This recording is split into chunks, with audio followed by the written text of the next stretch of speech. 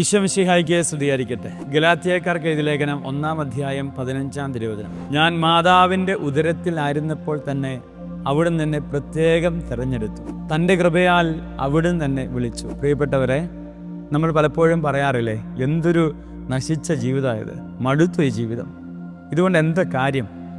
നമ്മൾ നമ്മളെ തന്നെ കുറ്റപ്പെടുത്തി എത്രയോ തവണയാണ് ദൈവത്തെ വേദനിപ്പിച്ചത്. കാരണം അമ്മയുടെ ഉദരത്തിൽ നമുക്ക് രൂപം നൽകിയത് ദൈവമാണ്. എത്രയോ ദമ്പതിമാർ ഒരു കുഞ്ഞിനെ കിട്ടാൻ സ്വപ്നങ്ങൾ കാണുന്നു, പ്രതീക്ഷിക്കുന്നു, പ്രാർത്ഥിക്കുന്നു. നമുക്ക് രൂപം നൽകിയത് ദൈവമാണ്. അങ്ങനെയെങ്കിൽ ദൈവത്തിൻ്റെ ചില അനുഗ്രഹിക്കാനുള്ള പദ്ധതികളുണ്ട്. അതിനോട് ചേരുക എന്നത് മാത്രമാണ് നമ്മുടെ ജീവിതത്തിൻ്റെ വെല്ലുവിളി. സുഖസൗകര്യങ്ങളുടെ മധ്യത്തിലൂടെ പോകുമ്പോൾ നമ്മൾ ആരും പരാതി പറയാറ് സ്വന്തം ജീവിതത്തെ ഓർത്ത്. എന്നാൽ പ്രതിസന്ധികളുണ്ടാകുമ്പോൾ, ജീവിതം തകർന്നു പോകുമ്പോഴാണ് മരിക്കണമെന്ന് പോലും നമ്മൾ ആഗ്രഹിച്ചു പോവുക. ഏത് പ്രതിസന്ധി നടുവിലും എന്നെ ഈ ഭൂമിയെ കാണാൻ അനുവദിച്ചത് ദൈവമാണ്. മാതാവിൻ്റെ ഉദരത്തിൽ കടന്നു വന്ന് ഭൂമിക്ക് ഒരു മരണത്തെ സമ്മാനിച്ച ഈശോയ്ക്കും വേണമെങ്കിൽ വിധി എഴുതാമായിരുന്നു.